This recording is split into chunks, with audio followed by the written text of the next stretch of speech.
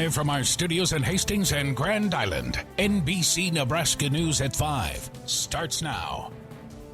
Temperatures in the high 90s and even hundreds fill the Tri-Cities, but when does hot become too hot? Plus, with both Lincoln Correctional Center escapees now in custody, an investigation has opened on the Nebraska Department of Corrections.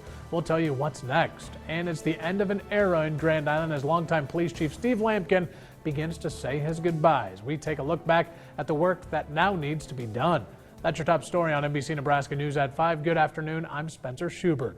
After more than 10 years as Grand Island Police Chief, Steve Lampkin will be stepping down from the post this Friday. NBC Nebraska's Austin Miller is live from the Law Enforcement Center, where law enforcement and others are celebrating Chief Lampkin's career. Austin. That's right, Spencer. Friday will be the last day for Chief Steve Lampkin here at the Grand Island Police Department. Retirement now awaits. This afternoon, the department held a community send-off for Chief Lampkin. Dozens of colleagues and officials from other law enforcement agencies attended today's ceremony. Lampkin received plaques in recognition of his 43-year career. When looking back, Lampkin says technology has changed everything in law enforcement. He says when he started, they didn't even have a computer at the department or portable radios. He says the one thing that never changed was the people he worked with. They're the soul of this department, or the people. That's all we really are, is we provide human services in law enforcement, and it's our people that I'm most proud of. In February, Lampkin announced he would be retiring on June 17th. He says the 4 months since haven't gone by that fast and have actually been pretty busy. Now, with retirement right around the corner, Lampkin told me the first thing he wants to do is spend more time with his family, including his grandchildren. Reporting live in Grand Island, Austin Miller, NBC Nebraska News. Thank you so much, Austin. Well, being a law enforcement officer isn't always easy, and nearly 100 high school kids are learning those lessons right now. It's the 49th Annual Junior Law Enforcement Academy, which gives 40 high school girls and 40 boys the opportunity to learn how to be an officer. The hands-on classroom settings teach the students everything about the job, whether or not they choose to pursue it as a career in the future.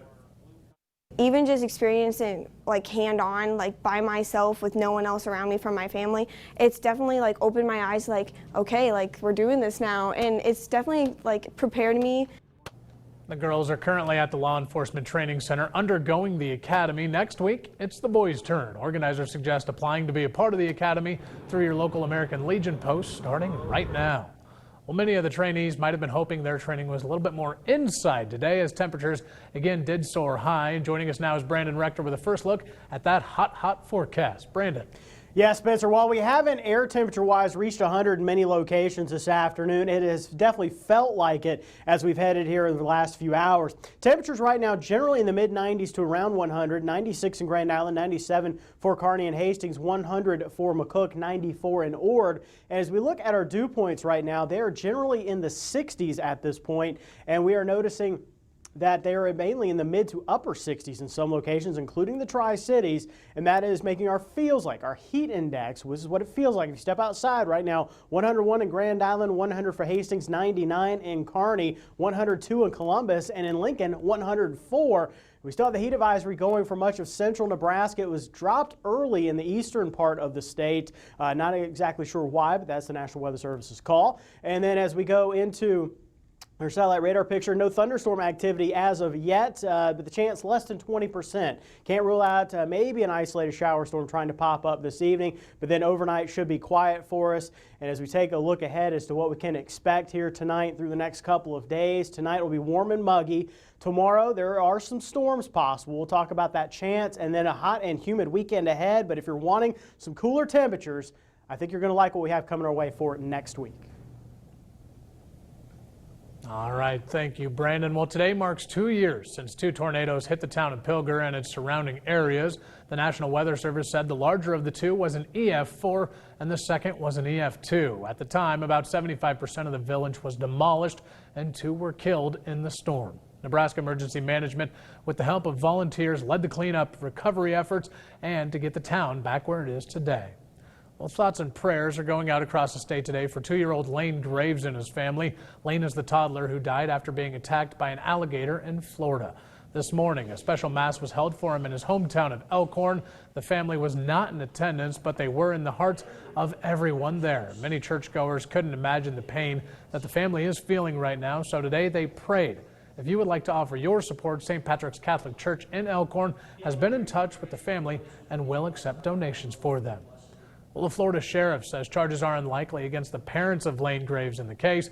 Orange County Sheriff Jerry Demings tells the Associated Press that there was no indication that Matt and Melissa Graves committed any crime that contributed to the reptile grabbing their son.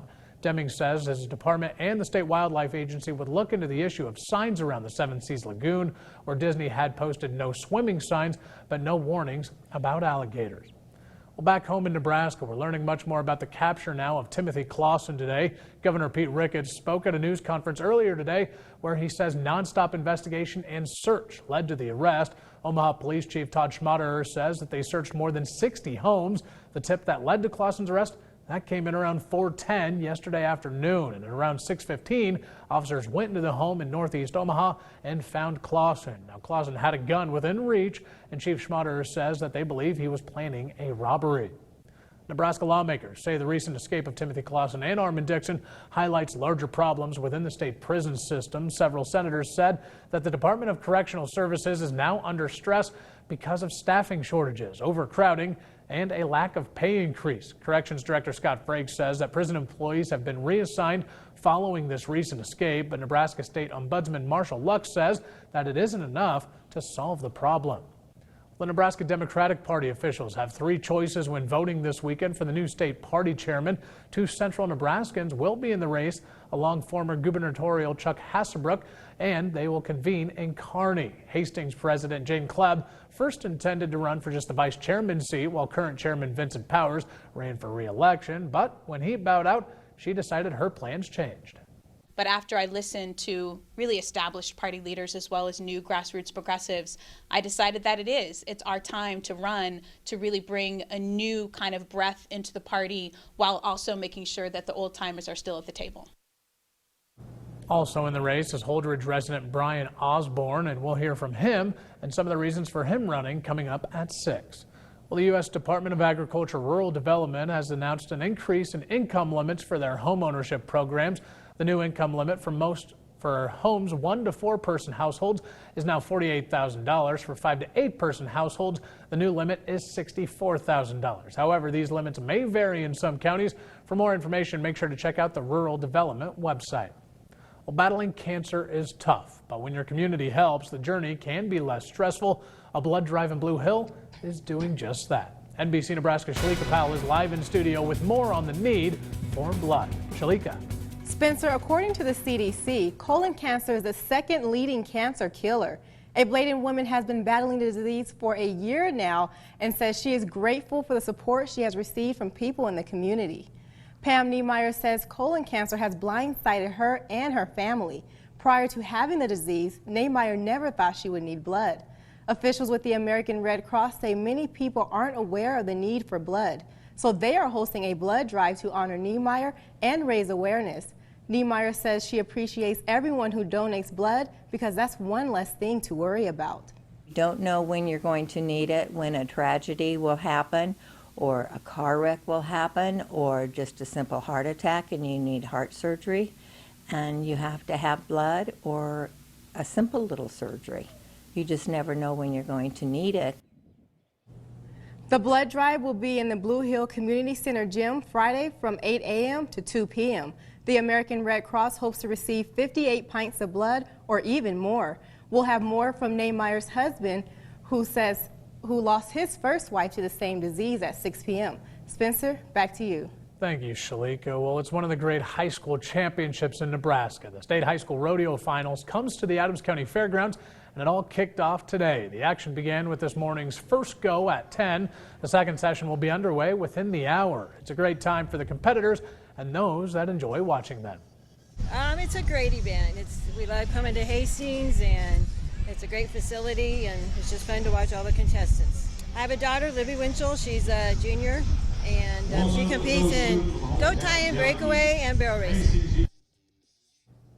Tomorrow's go-rounds are also at 10 and 6, with Saturday's championship finals starting at 1 p.m. Winners will move on to nationals in Gillette, Wyoming, July 17th through July 23rd.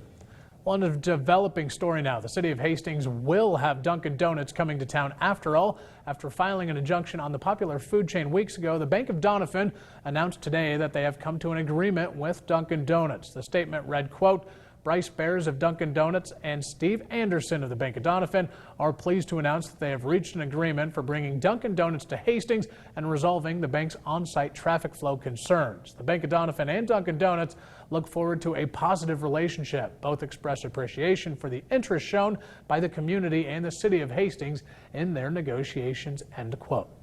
Well, coming up next, we take a full look at that forecast with meteorologist Brandon Rector. And with the heat and humidity we are seeing this week, we've got advice on how to spot heat-related illnesses. Stay with us.